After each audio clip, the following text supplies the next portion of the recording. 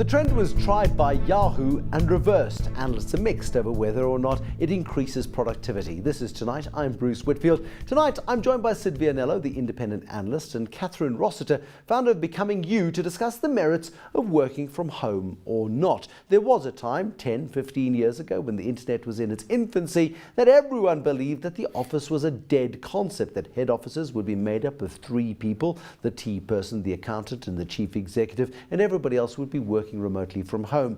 It kind of didn't work like that, but many of us have got the flexibility to work outside of the normal constraints of an office environment. Somebody who did work in that office environment for, let's not push it too far, but nearly the whole of my lifetime, is Syd Vianello. He is the independent analyst. And you would wake up at a fixed time every morning, put your shirt and tie on, and go to work at 7:30 in the morning. And that was the format of your life for 40 years, Syd. That's absolutely correct. The only thing that changed is that in the latter part of that 40-year period, the dress code changed. And what I was always used to in my life, the jacket, collar and tie, never mind jacket, a suit, collar and tie, changed to, let's say, a more relaxed dress code, which today is pretty common. Throughout industry and business worldwide, in fact. Absolutely, but you were in the corporate world. You were in the rat race. You were there. In December 2012, you decide, you know what, the corporate world can take a back seat, and you get to focus on other interests, which has necessitated a move from getting dressed up in the morning, getting in your car, driving to a fixed place of work, and doing 8, 10, 12 hours a day. Yes, you know. After I left the bank and was sitting on holiday down at the coast, you know, I was sitting there and thinking to myself, my word, you know, on the whatever it was of January 2013, I'm not getting dressed that morning and I'm not going to report for work.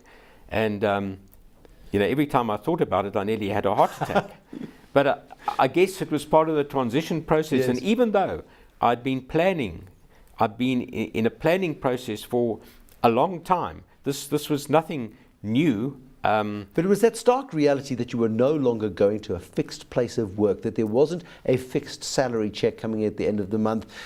Suddenly you were on your own. You would live by your own success or fail by your own shortcomings. At first it was scary, and it wasn't really the money. It was really the issue of not having to report at an office. Yeah. And to talk to other people and to phone all the clients that I'd always dealt with.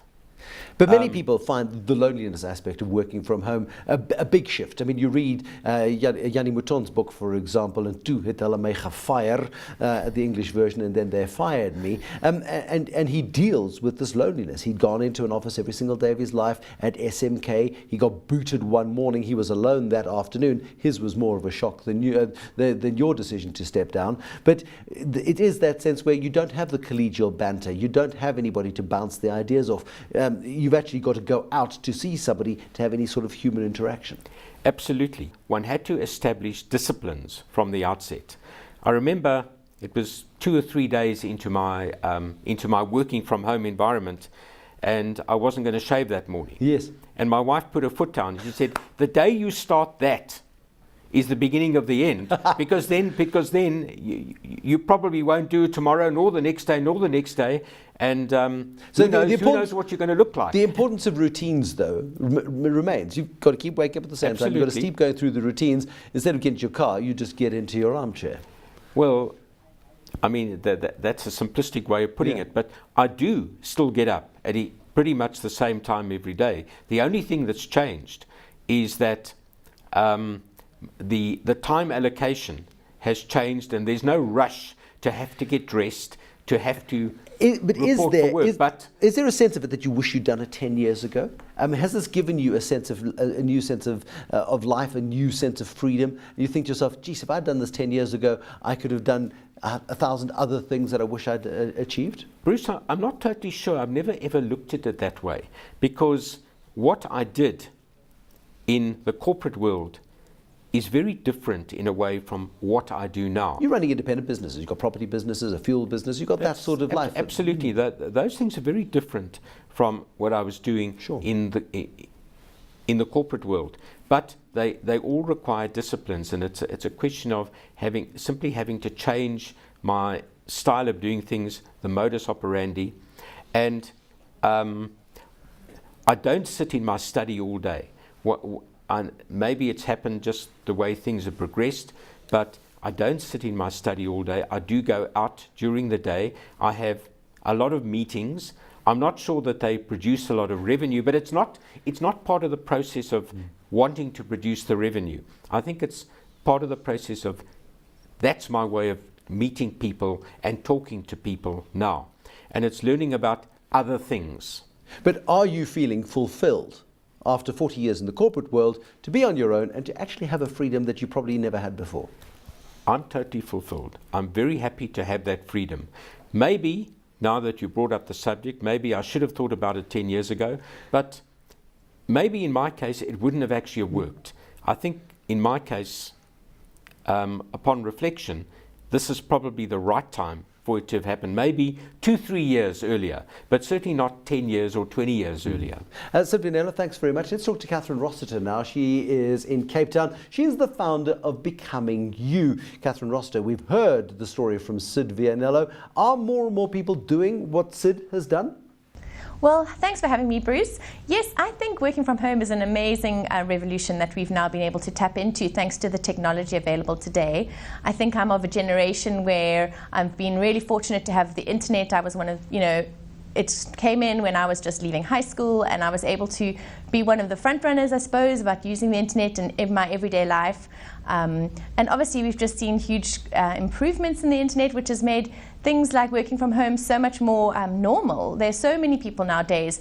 When you wander around the shopping malls, you wonder why they're all there, but it's mostly because they have flexi jobs and they can work from the coffee shop, or they can work from, outside their school gate while they're waiting to fetch their kids on their iPad, or they can work from home in their pajamas if they so wish. And it's made life so much more flexible, and I think it's a real revolution that's going to make things so much better for people these days. Because Becoming You, was it a result? I mean, it's a blog, and you update your blog on a daily basis. Was Becoming You the journey, or was it the destination, or was it part of a journey that saw you ultimately want to leave the corporate world and get into an environment where you could work from home on a sustainable basis? Well, yes, I'm a mom of 2, so I've always wanted to be able to be a stay-at-home mom in some sense, to be able to do the lifts and the school outings and the sports activities and things like that. I feel like it's important as a mom of young children to be around as much as I can. So my aim when I started my blog was actually just an escape. For me, it was something, the stay-at-home mom life can get to you eventually. It can take its toll, and you don't feel like you're using any of your intellect or being stimulated in any way. So I started as a hobby late at night, just to kind of remind myself of the things that I loved. And within quite a short space of time, I realized by reading blogs that are based overseas that blogging can actually become a profession. It's something that doesn't happen immediately. It's a slow process, but I decided from then that I wanted to start using my blog as a business and to use it as a platform essentially to launch me into a role that I could then work around my children. So what I did was I just carried on blogging on a daily basis, but through that I've learned skills such as writing, editing, publishing, photography, and social media. So social media has been the avenue that I've taken. Many bloggers take different avenues. Some people use their blogs as a platform to become a freelance makeup artist or stylist, or interior designer or graphic designer or website designer. There's so many routes that you can take. I've kind of taken the route of writing for social media. So I write for 3 different brands, Facebook and Twitter content on a weekly basis, and I can do that as well from home and work around my schedule. So it was a way of monetizing the blog, because blogs are notoriously hard to monetize. That became the shop window into Kathryn's world, and through that you were able to introduce yourself into a more commercial world where you've got these brands who are prepared to pay you money to do work that you do for fun anyway.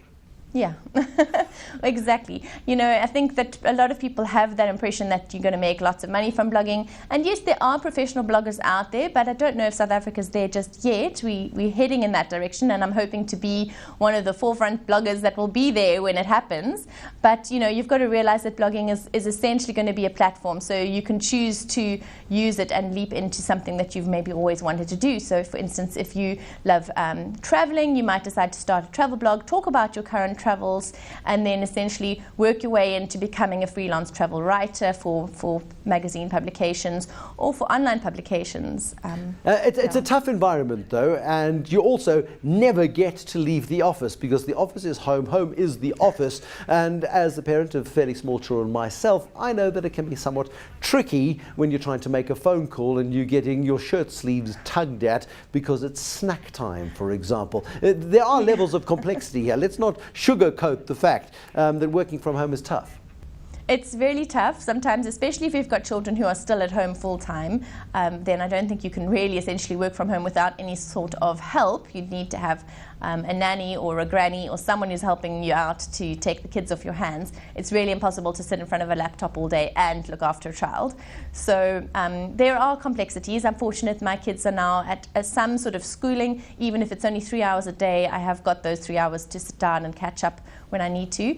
What I have found though is that I tend to do a lot of my work late at night, once there is peace and quiet around and there's no interruptions, and that's when I am the most creative, so I can be, you know, more focused on what I'm doing. Is this part of a revolution, you know, Kathryn? I mean, sorry to rush you, we need to wrap up, but is this the new revolution in work? Do you believe, finally, 15 years after it was first mooted, are more of us going to be doing it the way you're doing it? Well, funny you should ask that. It was something I was thinking about just yesterday, that, you know, more and more people I know, like one of my closest friends who's a mechanical engineer and was made retrenched, she's now decided that she's going to start doing working from home, writing and editing people's thesis or things like that. And I think there's so many more opportunities. And if you just open up your eyes and start looking around, finding ways that you could work from home, I think the revolution is starting, and it's not yet at the peak of it, but it's definitely an interesting avenue to start looking into if it's something that you would like to do. Have more flexi time, be able to, you know, be around for your family or have more leave time whenever you need to travel or whatever. Kathryn Rossiter, So, I thank yeah, you. In I Cape think that Town, it's exciting. Kathryn Rossiter is the founder of Becoming You. She is monetizing the blog and she is turning it into real cash. Also to you, Syd Vianello, thank you very much for coming in. Somebody who's recently broken out of the corporate world, taken the shackles and the constraints of having to wear a tie occasionally to work, and occasionally I suspect he works in his pajamas. There'll be more tonight, tomorrow. Until then, good night.